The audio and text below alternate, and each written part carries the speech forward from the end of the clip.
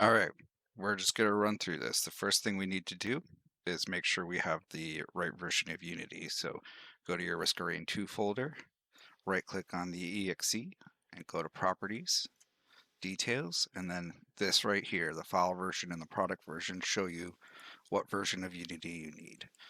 So you hit OK, get rid of that window. We're going to go to the Unity website, scroll all the way to the bottom, go to the Download Archive,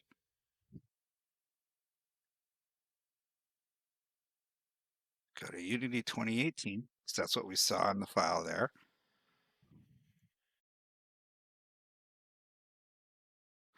Come down here to 2018.4.16. If you have Unity Hub like I do, just click on the Unity Hub button to download it. If you want a separate install, you can get it from here. I already have this installed, so I'm just going to go and open Unity Hub. Going to make a new project. Click on the little down arrow to select the version of Unity. Just going to call this ROS tutorial. Click Create. The next thing we're going to need to do is install ThunderKit. So while we wait for the project to load, we'll go to the ThunderKit GitHub repo. Come down here, see install ThunderKit. We're going to copy this whole thing with the quotes and the commas. Then we're going to go to our project folder. For me, that's under here. Here we have ROS tutorial packages. Now we're going to be modifying this file, but we need to wait till Unity finishes loading so that we don't have any issues. All right, let's go open up that file. We'll paste this in here. I'm just going to make it nice and neat. I'm also going to get rid of these. You don't have to, but I don't like all the extra stuff in my project. It can make things take a little longer to load sometimes. So save that, close it, then go back into Unity. It'll update all of its packages. And when it finishes, it will have installed ThunderKit.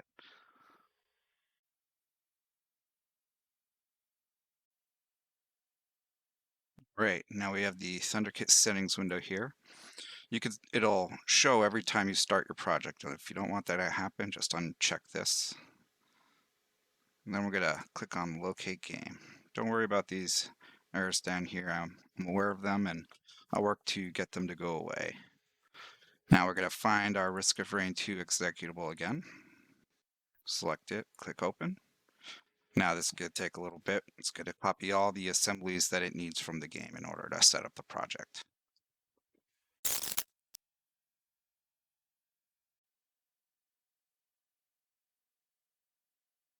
Okay, it's good. It's still installing. It's got to compile everything in the project again. Once this spinner goes away, we should be good to go.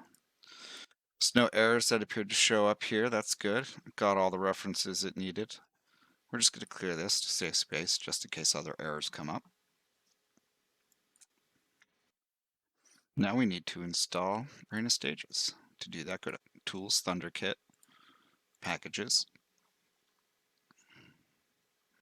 This is the ThunderKit Package Manager. You can search for any of the mods available on Thunderstore. We're just going to type in Reno up here. You can see Reno Stages version 3.0.2. Just click on Install. It's going to download Reno Stages and all the necessary dependencies to run it.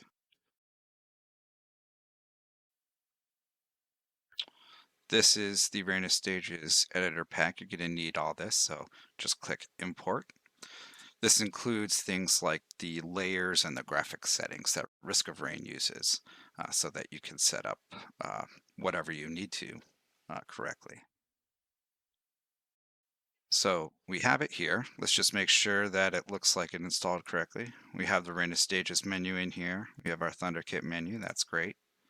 Up here we have Rena Stages and ThunderKit. So let's just jump right into it. We're going to make a new stage. In here you see we have a couple game objects. The director for controlling how the scene flows with the combat director. You have the scene info. This is going to hold your NodeGraph for your monster navigation. and interactable placement and spawning, and our classic stage info, which has the categories for monsters and interactables that can spawn on the stage, as well as monster families, which you can add to and select from the stuff that was installed into your project. So let's just make some space here. Put a cube in the world. I'm going to make it 200 by 5 because I want some thickness there for whatever reason. It doesn't actually matter. I'm going to make another cube. I'm going to make it 200 long there, 50 tall, and 5 wide. We're going to set it at 100 on the z-axis. Duplicate it. Put it at -100. Make another. This time it's going to be 5 by 50 by 200. And then at -100 on the x-axis. Duplicate it. 100 on the x-axis. All right, now we have a place. You can see that because I created them under world, they automatically got added to the world's layer, which is world. That's layer 11. All the stuff that you want creatures to navigate on and things to spawn on needs to be on the world layer. One other thing we need to do is for all of these, we need to add a surface definition.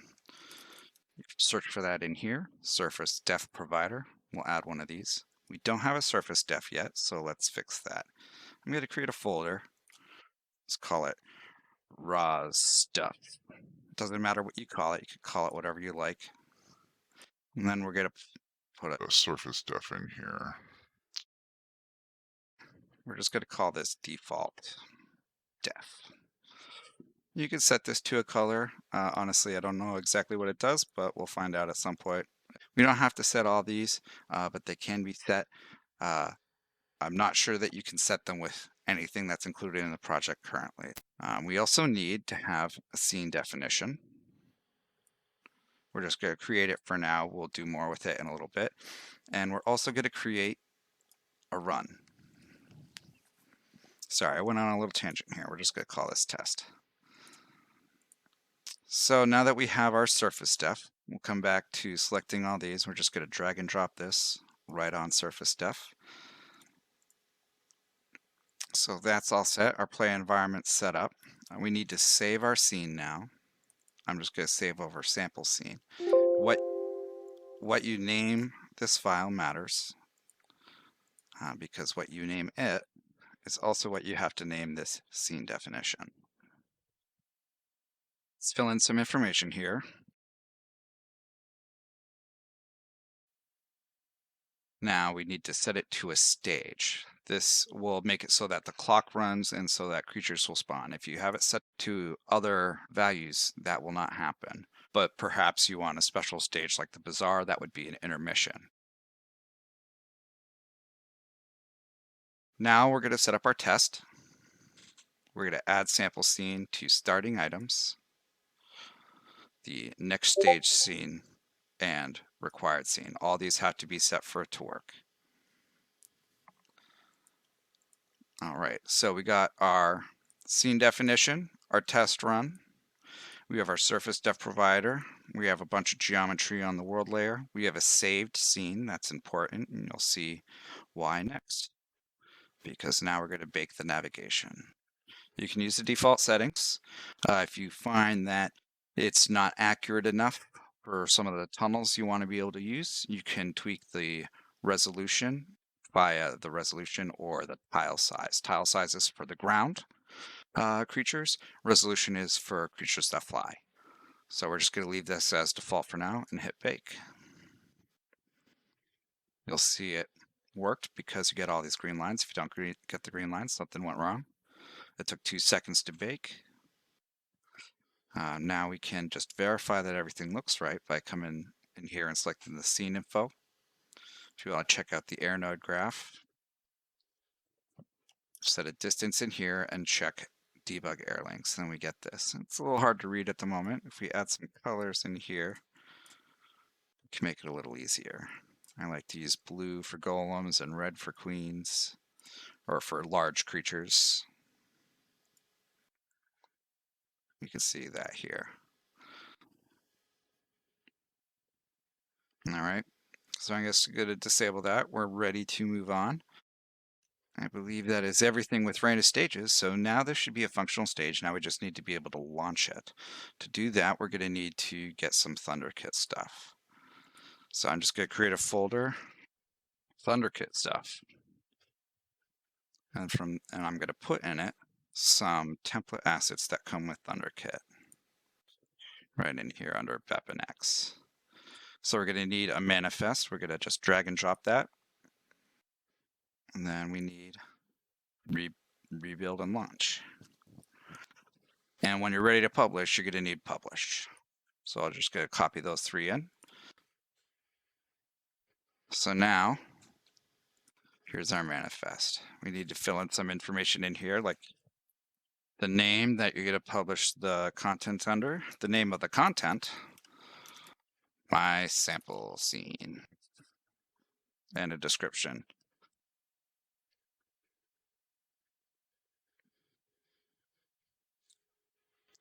We're going to be adding a dependency. We're not going to make any custom scripts, so we don't need this assembly definitions. Remove it. We're going to make some asset bundles. We need 2 asset bundles for this project. One for the scene,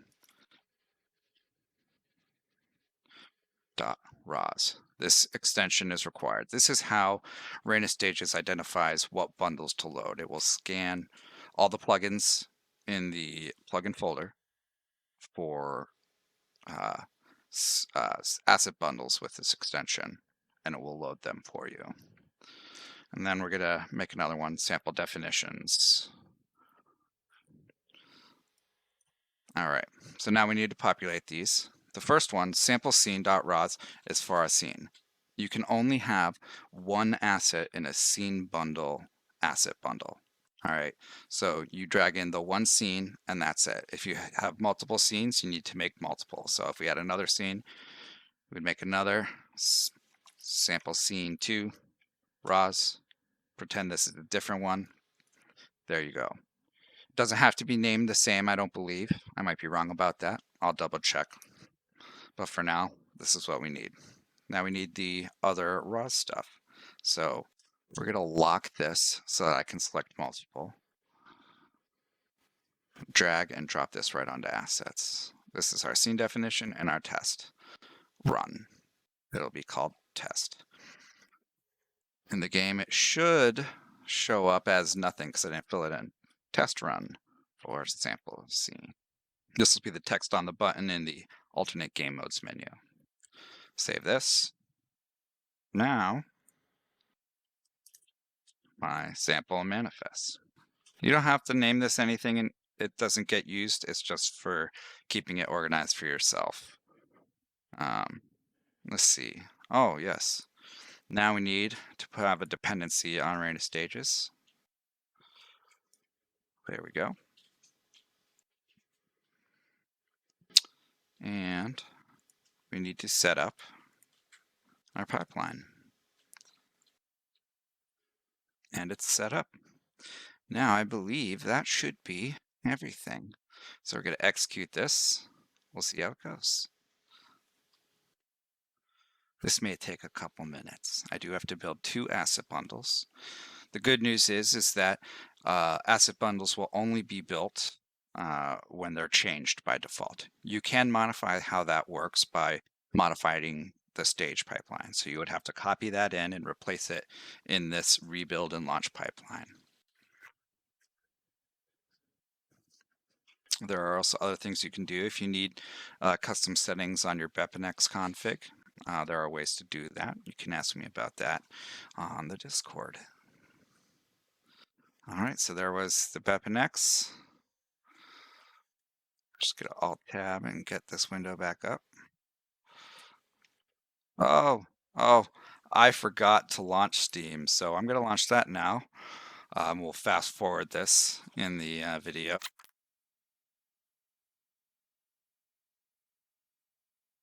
All right, let's try that again. Now, this time it'll go faster. Let's hit execute again. Much faster this time because it didn't have to build the bundles.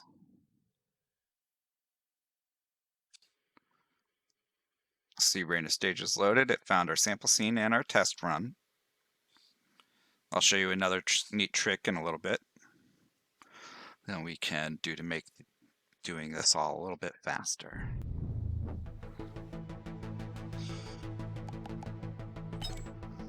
Test run for sample scene. Ready to go. Let's see how this worked.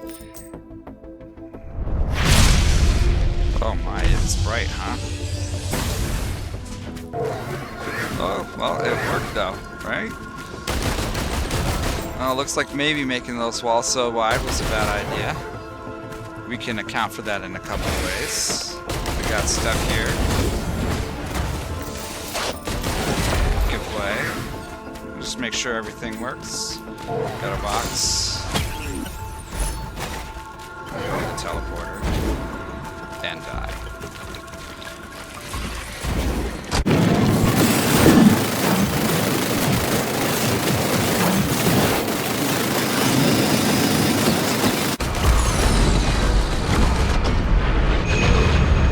Okay. Now let's make a few improvements here. There's a little more we can do. So let's go and select world. Come in here, and we're gonna go and pick a little tool I made called ResourceMaterialMapper. There are some presets in here, so we're gonna use Golem. We're gonna go Distant Roost. I like Distant Roost. So what this is gonna do, let's lock this. This is gonna assign the Hopoo shader with the settings for Black Beach or Distant Roost to all of these mesh renderers when we start the game. That's the first thing.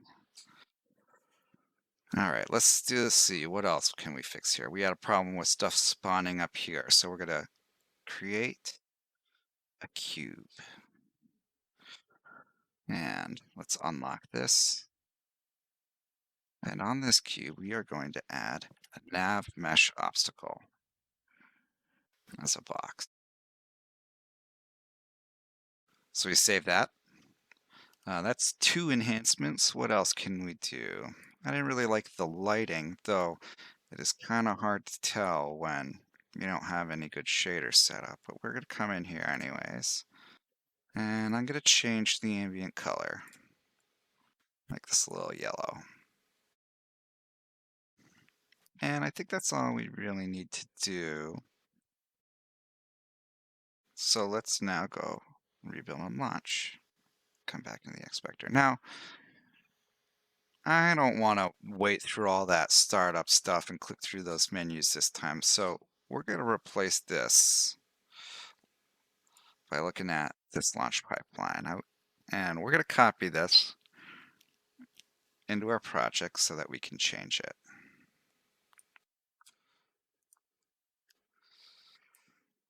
Now, we can do this 2 ways. We can either come in here and drag and drop this on here. And now this will reference this launch instead of the one down in the templates. But I think I prefer to just copy this. We're going to copy it. We're going to paste it right in here. Get rid of this old reference, and then we're just going to delete that. Now, we're going to add another argument. Clear out this one. Launch game mode. I think that's it. I hope that's it. Test, because that is what the prefab is named. All right. I'm not confident this is the name of it, but I hope it is. We'll see. All right, execute. Now it's going to take a little longer again this time because it's got to compile the asset bundles again because I changed the scene. I added some stuff and changed some stuff. Oh, but I think I made a mistake. I forgot to bake the nav mesh, so we're going to have to do it again.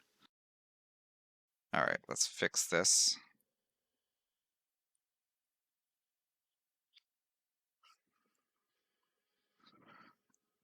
Oh, so this is a good thing this happened, so I can show you. So this automatically assigns an unassigned material. So I don't have something assigned here, so it didn't get set to anything. So we can just change what this is set to. Oh my, we'll fast forward through this, I guess. Maybe make a material.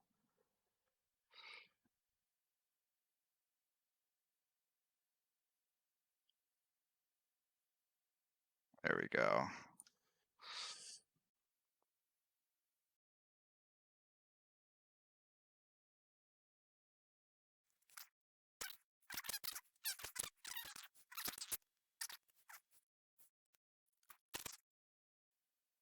All right, so instead, oops, we're just gonna make these one.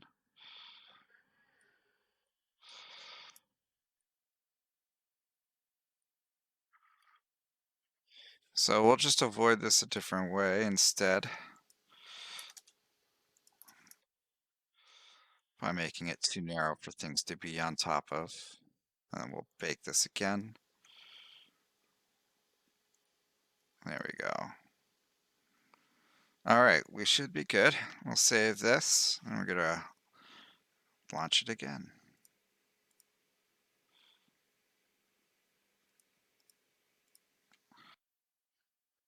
And now hopefully you see this all just work.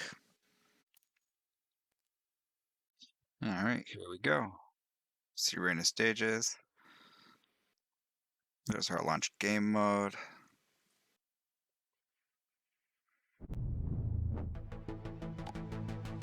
Oh, I guess I got the wrong one. Well, we'll jump in here.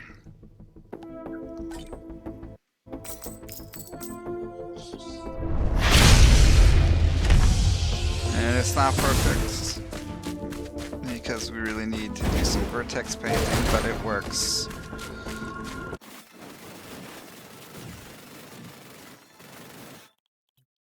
All right, good luck.